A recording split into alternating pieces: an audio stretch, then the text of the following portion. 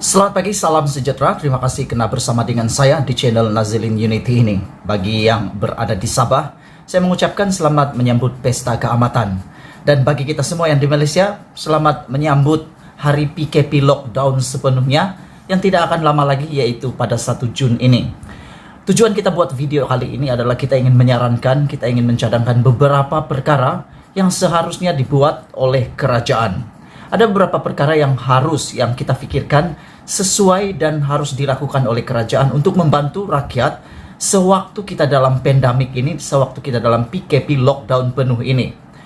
Dan untuk asas kepada cadangan ini adalah, saya rasa sudah tiba waktunya semua pemimpin-pemimpin kita, semua pemimpin yang ada di seluruh negara kita, di seluruh negeri Sabah, di negeri-negeri manapun, haruslah mula berpikir di luar kotak.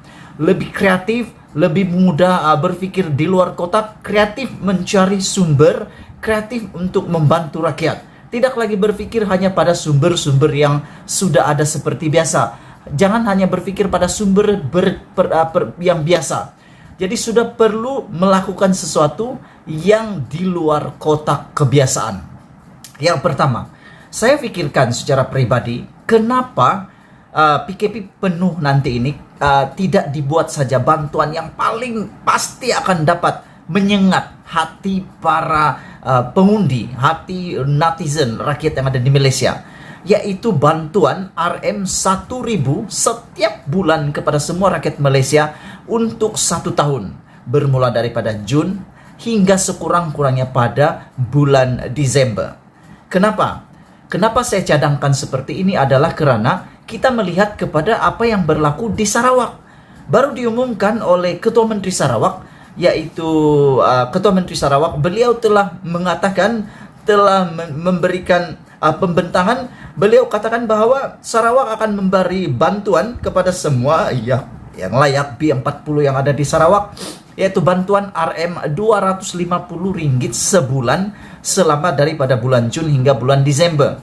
Kalau negeri Sarawak, kalau negeri boleh lakukan, kenapa tidak boleh persekutuan pun lakukan?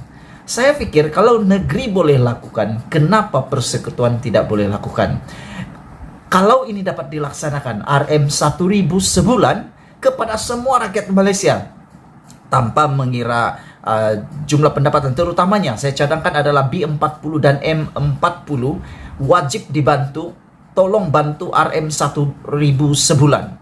Dengan bantuan seperti ini, pertama akan dapat memulihkan hati rakyat yang gundah gulana, hati rakyat yang mungkin sakit, hati rakyat yang mungkin tengah berdarah, hati rakyat yang mungkin tak puas hati. Bila dapat bantuan seperti ini, janganlah kita anggap dia secara negatif. Kita anggap dia sebagai satu yang positif, yaitu dapat membantu mengurangkan beban rakyat.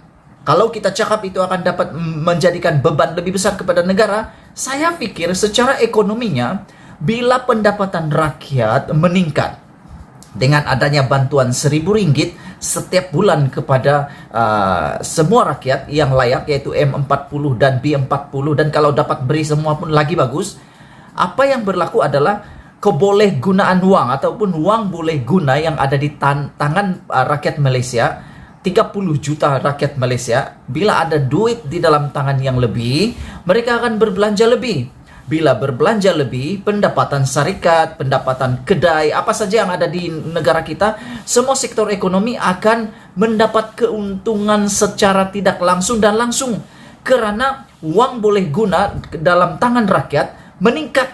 Bila pendapatan meningkat, bila uang boleh guna meningkat, pastilah pendapatan samping, pendapatan penjajah, pendapatan kedai runcit dan sebagainya turut akan meningkat. Bila ini meningkat, secara otomatiknya pendapatan orang meningkat, cukai untuk setiap syarikat itu juga akan meningkat, karena itu bergantung pada jumlah pendapatan daripada setiap perniagaan itu.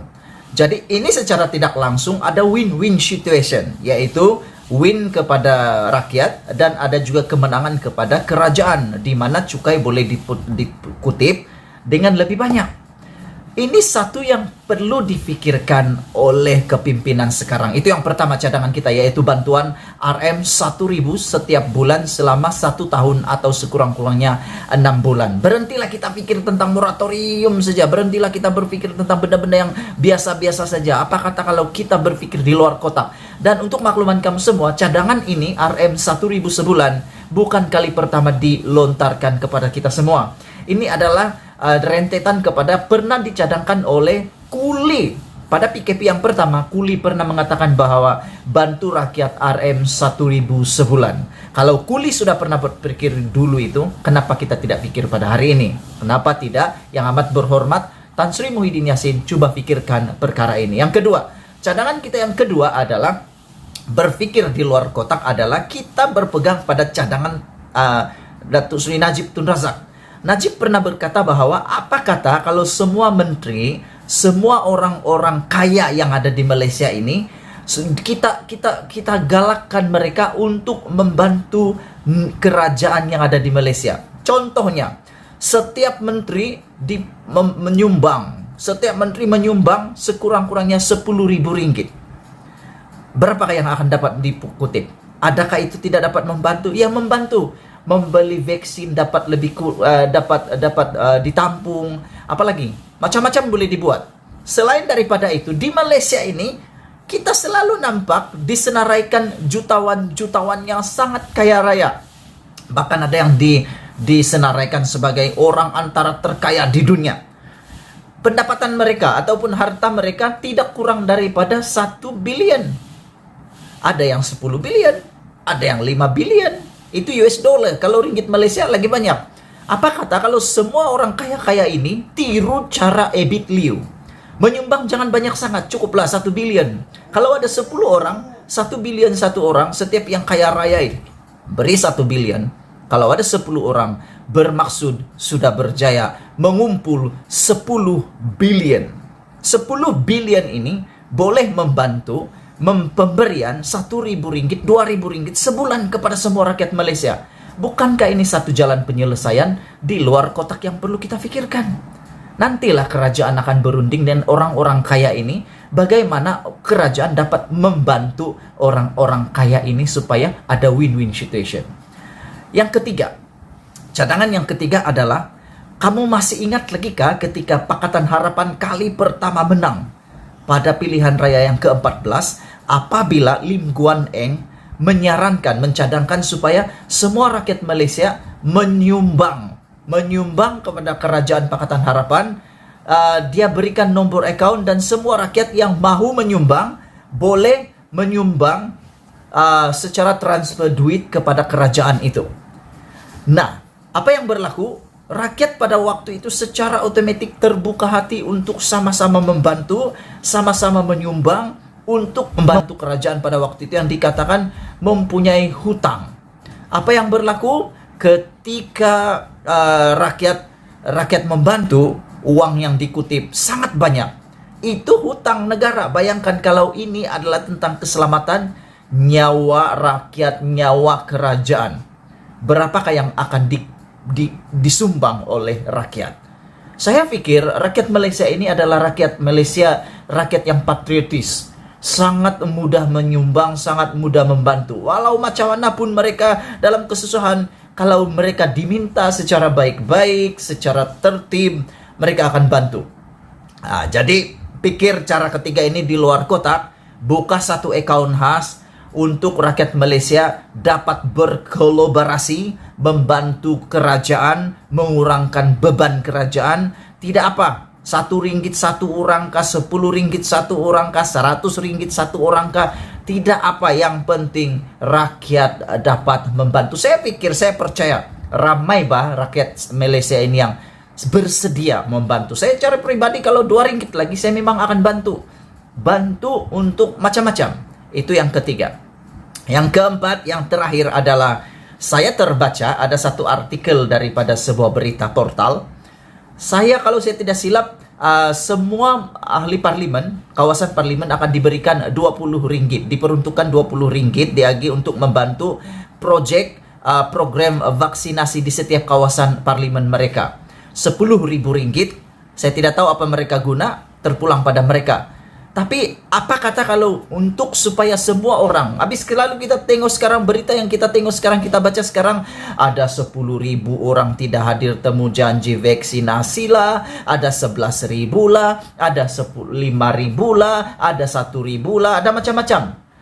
Apa kata kerajaan berpikir di luar kotak, memberi insentif kepada semua orang, rakyat Malaysia yang rela, yang sanggup divaksin secara tepat waktunya. Yang tepat waktu, yang tidak tepat waktu itu jangan dibagi insentif, sebab dorang buyuk. Bagi yang menepati waktu, kita bagi penghargaan, insentif vaksinasi, mungkin bagi 100k, mungkin bagi 200k. Insentif itu boleh dalam bentuk apapun, uang tunai kah, makanan ringan kah, makanan berat kah, makanan setengah berat kah, itu boleh dibuat. Jadi ini secara otomatis membuka hati rakyat Malaysia untuk sungguh-sungguh membantu vaksinasi. Iyalah, ini bukan satu yang kita boleh anggap negatif. Jangan pikir negatif saja. Kita perlu pikir yang positif. Memang banyak negatif, tapi tolak dulu yang negatif itu. Kita ambil dulu yang positif itu. Semoga PKP kita pada kali ini akan berjaya melengkungkan garisan yang ada di pada lengkung COVID-19 di Malaysia. Saya berdoa negara kita berjaya bebas daripada jangkitan COVID-19, dan saya berdoa kerajaan kita ini tetap berpikir dengan lebih kreatif, lebih padu, dan sentiasa memikirkan jalan-jalan yang baru. Jangan berpeluk tubuh, jangan menyerah kalah. Kita jaga kita belum menang tapi pasti menang. Oke?